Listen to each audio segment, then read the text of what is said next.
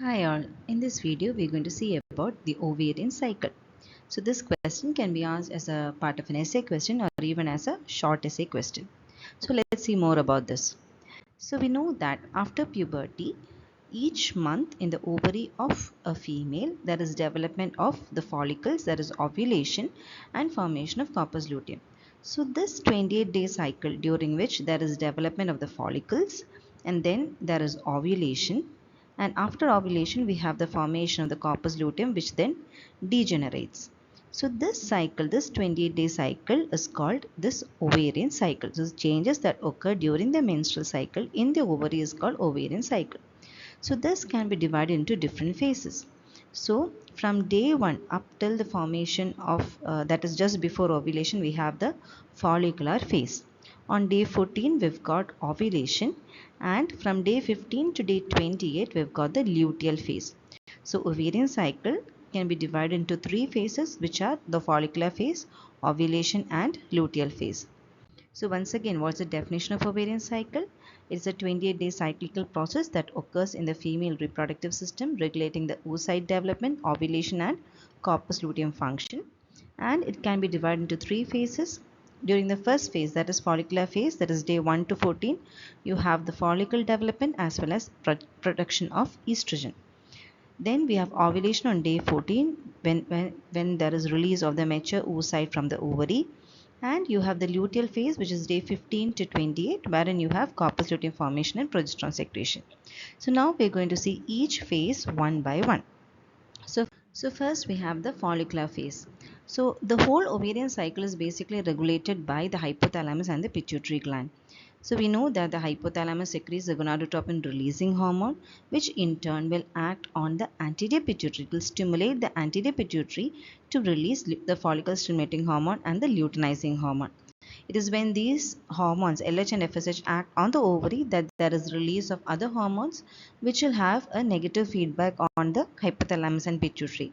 So the main regulation of the ovarian cycle is mainly by these hormones GnRH, LSFSH as well as the hormones secreted by the ovary.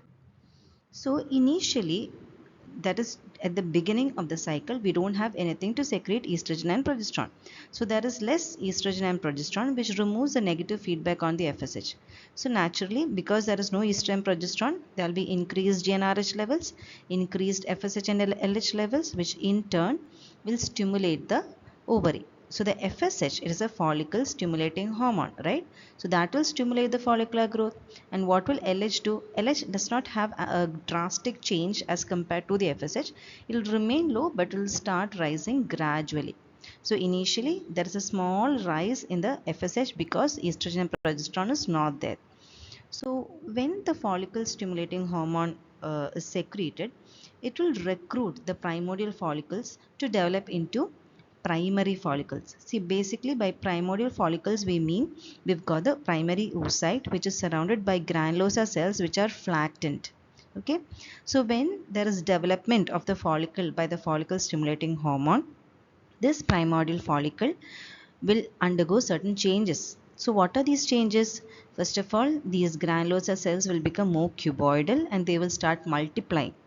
Secondly, there is a formation of a zona pellucida layer which forms around the oocyte. It is mainly for nutrition of the oocyte. And finally, we've got these theca cells which begin differentiating but they are not yet functional. So these changes occur because the follicle stimulating hormone was acting on these follicles. Okay, so that is development of the primary follicle. So now I said that we've got the granulosa cells as well as theca cells, right? They are also actively involved in production of hormones such as estrogen and progesterone. So we'll see how. So when FSH is released, it will bind to the FSH receptor that is present on the granulosa cells. Remember, FSH receptors are present on the granulosa cells. So what happens? This will stimulate an enzyme called aromatase. Now what will aromatase do? Let's see. We know we also have the theca cells. So this is especially the theca interna cells. So these theca cells have got LH receptors. So when LH binds on to the theca cells, it will cause uptake of the cholesterol That is, cholesterol will enter the theca cells and it will be converted. This cholesterol will be converted to different products. So it will be converted first to pregnenolone, which in turn will then be converted to progesterone, and this progesterone will then be converted to androstenedione, which is a form of androgen. So now see, the theca cells are producing androgens and the granulosa cells are producing aromatase. They are activating the aromatase enzyme. So what happens? These androgens will diffuse to the granulosa cells and in turn, by the help of this enzyme aromatase, they will be converted to estrogen. So that is how the developing follicle will begin the production of estrogen. So see, initially there was no estrogen production because the follicle was not developed. But when LH and FSH was released, FSH will bind to these granulosa cells and now they will start producing estrogen. Okay. So LH stimulates the theca cells and theca cells will produce the androstenedione, which is a form of androgen which diffuses to the granulosa cells. FSH stimulates granulosa cell proliferation and in turn it will activate the aromatase enzyme which will convert androgens to estrogen. So as the granulosa cells proliferate, there will be more and more estrogen production. So now what will happen? See, slowly the estrogen is increasing. So there will be changes in the follicle also. Now the follicle is going to change into the secondary follicular stage. So during this time what happens is your granulosa cells will proliferate, and not only that, there will be small spaces appearing in between these granulosa cells, which is called the antrum. So, and also the theca layers will start differentiating more to form the theca intern and theca extern. So initially there's this development of the theca cells. So this is the secondary follicular stage. So during the secondary follicular stage, the granulosa cells proliferate, forming multiple layers. The follicle enlarges. Now the diameter is around 500 micrometer. The theca cell layer starts forming outside the basal lamina, and we have small antrum, that is fluid filled spaces may appear. Okay. So now see, there is more estrogen. So what will happen to the FSH and LH levels? When granulosa cells produce more estrogen, there will be a negative feedback by this estrogen. So that now there is decreased LH and FSH because of the negative feedback. So FSH levels will decline and only the most FSH sensitive follicle will survive. So that will be the dominant follicle. Okay, so initially there were development of many primary follicles, but now as the FSH level decreases, that follicle which is most sensitive to the FSH or which has a maximum number of FSH receptors will be the dominant follicle. So we'll see what happens, how is this dominant follicle, what are the changes that occur to the dominant follicle. So now you can see that the granulosa cells have proliferated, the antrum is now bigger, all that small spaces have combined together to form the antrum, and the theca cells have differentiated to the theca interna as well as the theca externa layers. So these are the changes that occur in the tertiary follicle. This is the early tertiary stage in which you have the dominant follicle is selected and that is developing. Okay, so this is the structure of that early tertiary stage of the follicle. So now this tertiary follicle will produce a lot of estrogen. As the granulosa cells proliferate, the estrogen amount will increase, right? So there will be increased release of the estrogen, and the theca cells also will produce the androgens which will be converted to the estrogen, and theca extern is mainly for structural support, and antrum formation begins.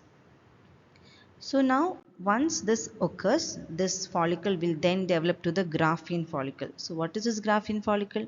So see, this is a structure of the Graafian follicle. In this we can see that we have the oocyte at the center, which is surrounded by the zona pellucida layer. Then we've got the oocyte is surrounded by the corona radiata. The base is called the cumulus oophorus, and these are the granulosa cells. The antrum is full now. It is filled with different types of hormones like estrogen, progesterone, FSH, LH and other growth factors. Now outside the basal lamina we've got the theca internal layer, as well as outside the theca internal layer we've got the theca external layer. So this is how a Graafian follicle would look like. Now this Graafian follicle will produce a lot of estrogen. Okay, so see, estrogen will reach a peak, that means there will be approximately 200 to 300 picogram per ml for 48 hours. Now this is very crucial. It is because of this increased or high estrogen levels that the feedback mechanism that estrogen had over the hypothalamus will now shift to a positive feedback. So till now, whenever estrogen levels increase, there was a negative feedback. FSH and LH would decrease. But when there is an increased estrogen level for more than 48 hours, this negative feedback will be shifted to a positive feedback. That means there will be more LH and FSH, especially LH. Your luteinizing hormone will be more sensitive to this positive feedback, and thus there will be a LH surge. There will be increased amount of LH, especially on day 13 and 14, which in turn will trigger the ovulation. Okay, so that with that we move on to the next phase of our ovarian cycle, which is ovulation. So the positive feedback by estrogen will lead to an LH surge, which triggers ovulation. Now this LH surge will in turn cause the conversion or completion of the meiosis 1, and thus a secondary oocyte is produced, releasing the first polar body. So till now the oocyte here was a primary oocyte. By ovulation it will complete its meiosis 1 and it will form the secondary oocyte. So what are the changes that occur during ovulation? First of all, this oocyte will detach from this granulosa cells. How? Because the cumulus oophorus will detach from the follicular wall in preparation to the ovulation. Then what happens? Because of this LH surge, there will be there's release of proteolytic enzymes, which in turn will weaken the follicular wall. So that is why that ovum is able to come out. So first of all, the cumulus oophorus will detach, the follicular wall is weakened. Not only that, the pressure inside the follicle will be high. Why? Because of the release of prostaglandins. Prostaglandins will increase the follicular swelling and contraction, which help to rupture the follicle. And thus, once the follicle ruptures, the secondary oocyte is released, surrounded by the zona pellucida and the corona radiata. It is during this ovulation time that sometimes some females may develop a small lower abdominal pain, which is called the Mittelschmerz pain or the mid-cycle pain, which is due to the stretching of the ovarian wall. So that was about ovulation. So after ovulation, what will happen to the other granulosa cells? They will form the corpus luteum, and thus it marks the beginning of the next phase of the ovarian cycle, which is the luteal phase. So the days 15 to 28 is characterized by the luteal phase, in which we have the formation of the corpus luteum. So actually, initially after ovulation, the ruptured follicle is filled with blood, and that is called corpus hemorrhagicum. And after this, once corpus hemorrhagicum is formed, this granulosa and the theca cells, which were originally there, they become luteinized. So they will proliferate, and they will be replacing the blood with lipid rich luteal cells, and thus corpus luteum will be formed. So there will be luteinization of the granulosa and the theca cells, which will proliferate and replace this blood with lipid rich luteal cells, and this marks the beginning of the luteal phase of menstrual cycle. So now what happens? What is meant by this luteinization? Luteinization means initially we had granulosa and theca cells, right? In these cells, there will be increased mitochondria, lipid droplets, and endoplasmic reticulum, especially in the granulosa cells. And the granulosa lutein cells will become more vascular. Initially, it was not that vascular, but now the granulosa lutein cells will become more vascular, and they will have increased cholesterol supply for steroid hormone synthesis. So you see, by luteinization, there is a marked change in the granulosa, especially the granulosa cells. Till now, we know that granulosa cells, based on by the stimulation of FSH, they just activated that aromatase enzyme. They just formed the production of estrogen. So after luteinization, what happens? Let's see. See, after luteinization, these granulosa cells also will develop the LH receptors. So now the LH will act on the granulosa cells, and they will start production of the hormone progesterone. So see, till now it was just producing aromatase, now it has started producing progesterone. So that is how initially in the follicular phase the main hero was estrogen, but now after once a corpus luteum is formed or once a luteinization occurs, the hero is the progesterone. So the LH surge transforms the granulosa and theca cells to luteinized cells, and the granulosa lutein cells produce progesterone and some estrogen. The theca lutein cells, again, they continue production of their androgens, which are converted to estrogen by aromatase. So naturally the progesterone levels will rise sharply, and this in turn again will cause a negative feedback on LH and FSH secretion. So if no fertilization occurs, so we know that the oocyte has been released. So if no fertilization occurs, what happens to this progesterone level? The corpus luteum degenerates, like it will decrease its size, it will degenerate to form a corpus albicans, which is basically a fibrotic or degenerated form of corpus luteum. So at that time, the progesterone and estrogen levels will drop sharply, and the corpus luteum will collapse and form the corpus albicans. It is during this time, that is when the estrogen and progesterone levels drop sharply, it is that time that the endometrial lining sheds due to lack of the progesterone support. So this is what happens if no fertilization occurs. Now we'll see what are the different hormonal changes that occur during this ovarian cycle. So we know that, as I said, it can be divided into three phases: the follicular phase, the ovulation that occurs at day 14, and the luteal phase. So suppose we're on the x-axis, we are drawing the days 0, 14 and 28. So we said initially there is nothing to produce estrogen and progesterone. So the levels of estrogen and progesterone will be very less. So what will happen to this regulation by hypothalamus and pituitary? The negative feedback will be removed. So the hypothalamus will start producing GnRH, which will activate the anterior pituitary to release LH and FSH, especially FSH. So slowly the FSH levels will start rising. What is FSH? Follicle stimulating hormone. The LH levels also rise, but not as drastically as the FSH levels. So once the follicle stimulating hormone is released, it will lead to development of the follicles. Okay, and these follicles, the granulosa cells of these follicles will start releasing estrogen. So slowly the estrogen levels will begin to increase.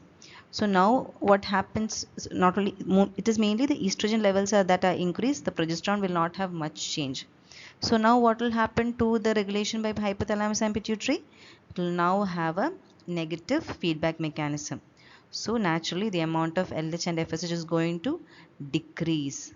So now when the LSH FSH levels decrease, it is then that we have the selection of the dominant follicle. It is that follicle that have the maximum amount of FSH receptors will be selected, and that will develop to the Graafian follicle. Now these, because there is proliferation of granulosa cells, there will be increased production of estrogen. So when there is increased production of estrogen for more than 48 hours, what will happen? There will be a shift to the positive feedback. So see, once the estrogen levels increase drastically for more than 48 hours, there will be a positive feedback mechanism that occurs on the hypothalamus and pituitary, so that there will be a sudden increase in the levels of LH. So there will be a sudden LH surge, and this LH surge will trigger ovulation. There will be increase in the level of the FSH also, but not as dramatically as LH. Okay. So thus after ovulation there is formation of the corpus luteum, which in turn will secrete huge amounts of progesterone. So now what will happen to the feedback mechanism?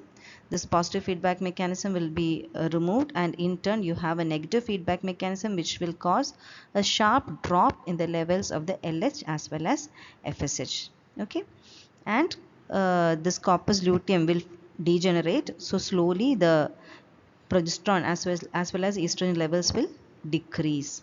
Okay, so these are the different hormonal changes that occur during the ovarian cycle. Clear? So what will happen if fertilization occurs? If fertilization occurs, the embryo will secrete HCG, which will maintain the corpus luteum. So the corpus luteum will not degenerate. So naturally the progesterone levels will remain high, which will support the pregnancy, and it will remain functional until the placenta is ready. It will continue secreting its progesterone so that the endometrial lining is intact for implantation. So that is what happens if fertilization occurs. Right? So thus we've seen about what all happens during the ovarian cycle, what are the changes that occur during the follicular phase. Then we've seen about the changes that occur during ovulation, what are the hormonal changes that occur during that time. And finally, we've seen about the luteal phase also. We saw what happens if fertilization occurs and if fertilization does not occur. And we've also seen the different hormonal changes. So if this question is asked as a short essay, you have to start off with the definition, the different phases, the events that occur during each phase, the hormonal changes, as well as the interaction between the theca and granulosa cells. So I hope this video was useful for you. Thank you.